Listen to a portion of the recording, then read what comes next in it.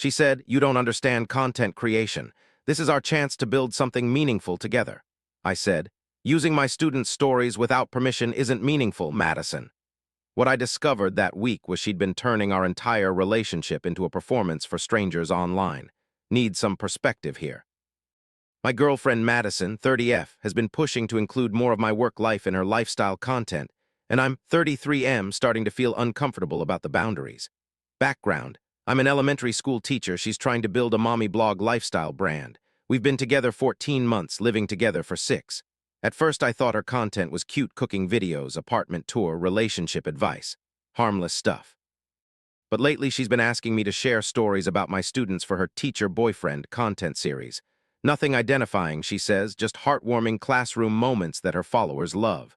"Ryan, tell me about that kid who finally learned to read," she'll say with her phone recording. "The one with the learning disability. That's such inspiring content." When I explain that I can't share details about students, even anonymously, she gets frustrated. "You're being paranoid. I'm not using names. This is about spreading positivity." Last week she showed up at our school's fall festival with her camera, filming behind the scenes of my teacher boyfriend's world. She was interviewing parents about their kids, asking about family struggles and triumphs for her authentic parenting content. My principal pulled me aside. "Ryan, who was that woman filming families without permission?" I had to explain that my girlfriend was a blogger and didn't realize she needed consent forms. Super embarrassing. Madison didn't see the problem. "I'm highlighting the amazing work teachers do. This is good PR for your school." "Madison, there are privacy laws about filming children and families. You're being dramatic. It's just lifestyle content." Her Instagram bio now says, "Teacher's girlfriend, family content creator, authentic parenting journey," and she posts constantly about our future family and lessons learned from elementary school life. But we've never seriously discussed having kids, and she's definitely never worked with children professionally. Yesterday she asked if I could get permission slips for her to film in my classroom. "Just imagine the content opportunities," she said. "Day in the life of a teacher, classroom management tips, maybe some cute kid interactions."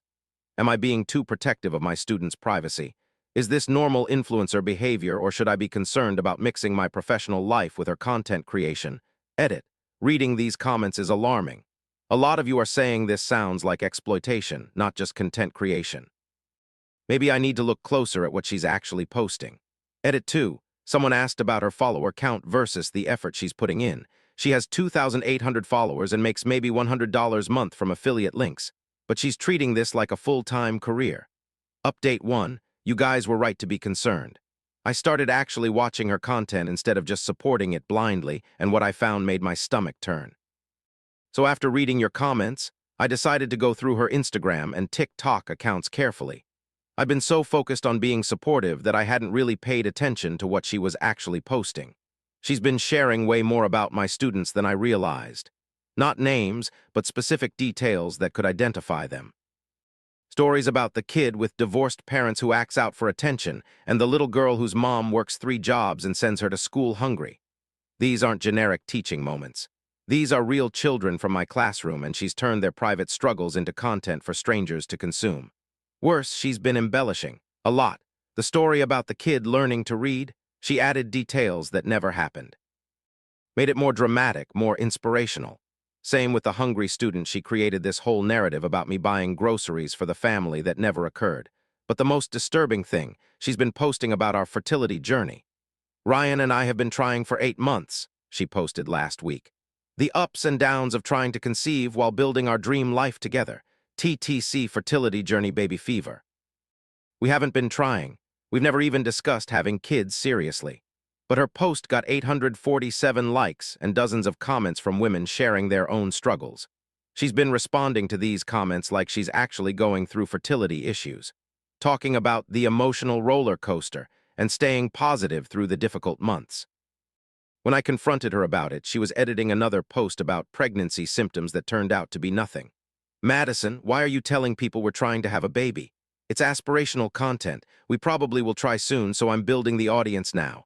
You're lying to your followers about having fertility problems." "I'm not lying, I'm creating narrative tension. It's called storytelling."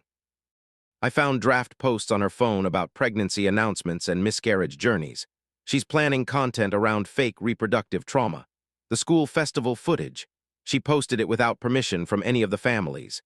Kids' faces clearly visible, parents discussing private family matters, all edited into heartwarming content for her brand. I'm documenting everything now.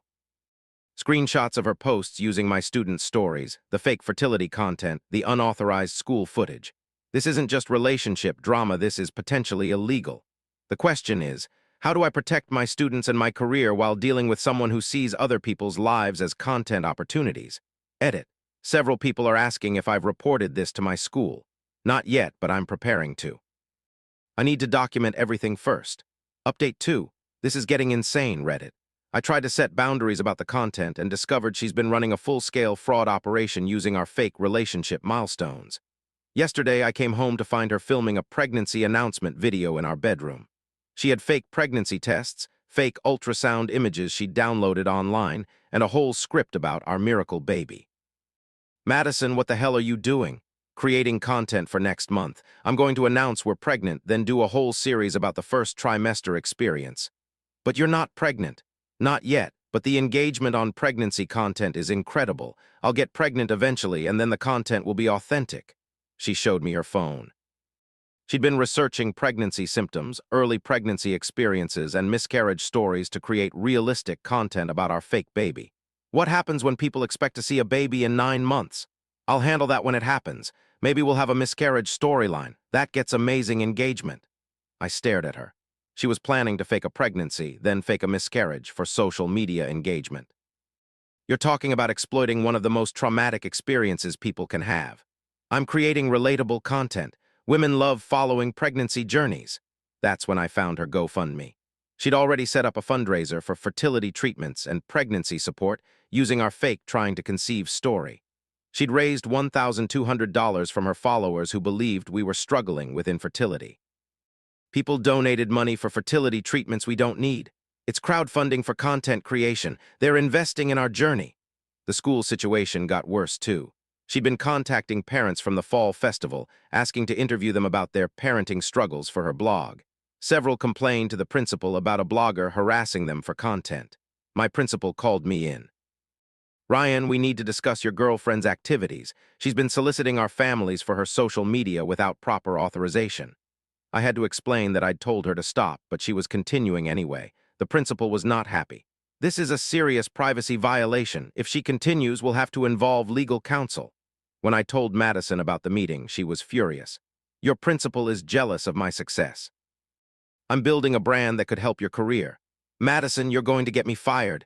You're being dramatic. This is how influencer relationships work. She's now posted about unsupportive partners and people who don't understand entrepreneurship. Her followers are telling her to dump the negative energy and focus on her dreams. I'm documenting everything. The fake pregnancy content, the unauthorized school footage, the fraudulent GoFundMe. This isn't just unethical, it's criminal. Edit. For those asking, yes, I'm preparing to report the GoFundMe fraud and the school privacy violations. This has gone way beyond relationship issues. Final update. Well, Reddit, the truth always comes out. Time for the final update on this social media nightmare. Remember how I said I was documenting everything? I spent last weekend creating a comprehensive report of Madison's activities. Fake pregnancy content, unauthorized school footage, fraudulent fundraising, privacy violations. I had screenshots, timestamps, and witness statements. Monday morning, I met with my principal and the school district's legal counsel. Showed them everything, the posts using my students' stories, the unauthorized festival footage, the parent harassment for content. The district's response was swift. They issued a cease and desist order against Madison, banned her from all school property, and reported her to the state attorney general for privacy violations involving minors. But Madison escalated first. Sunday night, she posted her pregnancy announcement video. Fake ultrasound images, fake doctor's notes, fake tears of joy, the whole performance. Ryan and I are so excited to announce we're expecting our first baby. After 8 months of trying, our little miracle is finally here. Thank you to everyone who supported us through this journey. Pregnant baby announcement blessed, the post went viral. 15,000 likes, 2,000 comments, hundreds of shares. Her followers were ecstatic. Brands started reaching out about pregnancy sponsorships. She was tagged in baby product promotions. I confronted her when I got home from work. Madison, you posted fake pregnancy announcement? It's not fake, it's aspirational. We'll make it real soon. You used fake medical documents. That's fraud. It's content creation. You don't understand the industry. That's when I found her next video draft. She was planning to announce a miscarriage in 2 weeks, complete with fake medical records and a GoFundMe for grief counseling and recovery. She'd already written the script. "We lost our precious baby at 8 weeks. The pain is indescribable. Thank you for your support during this difficult time." I called the police. Filed reports for fraud, identity theft. She'd used my name on fake medical documents and wire fraud for the GoFundMe scheme. The investigation moved fast.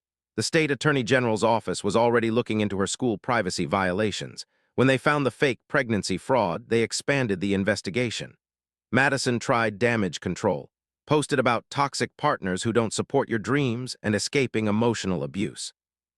But her followers were asking questions. Where are the real ultrasound photos? Why haven't you posted any pregnancy updates? Can you show us the doctor's office? When people started reverse searching her ultrasound images and found they were stock photos from pregnancy websites, the whole thing collapsed. The mommy blogger community turned on her fast. Other influencers posted warnings about fake pregnancy scams and fraudulent content creators. Her follower count dropped from 12,000 to 3,000 overnight.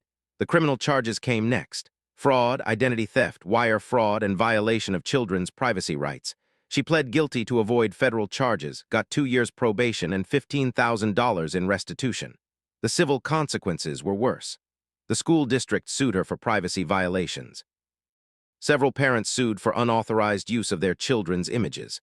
The GoFundMe donors demanded refunds. She had to declare bankruptcy. Lost her car, her designer camera equipment, everything. Moved back in with her parents and got banned from Instagram, TikTok, and YouTube for fraudulent content. As for me, I kept my job, though I'm on an improvement plan for better judgment in personal relationships. Fair enough. Got transferred to a different school for a fresh start. The funniest part? 3 of her former followers have hired me to tutor their kids. They said they always knew something was off about her content, but appreciated that I seemed genuine in the background. I'm dating again, met someone at a teacher's conference who thinks social media is for sharing vacation photos, not monetizing every life moment. Revolutionary concept. Madison tried to contact me last month through her sister. She's apparently learned her lesson and wants to collaborate on authentic education content. She's working on a comeback as a reformed influencer, sharing her journey to authenticity. I didn't respond, but I did forward the message to my lawyer and the state attorney general's office, just in case. Sometimes the best revenge is just protecting the people who matter in this case, my students and their families, and keeping detailed records. Always keep detailed records.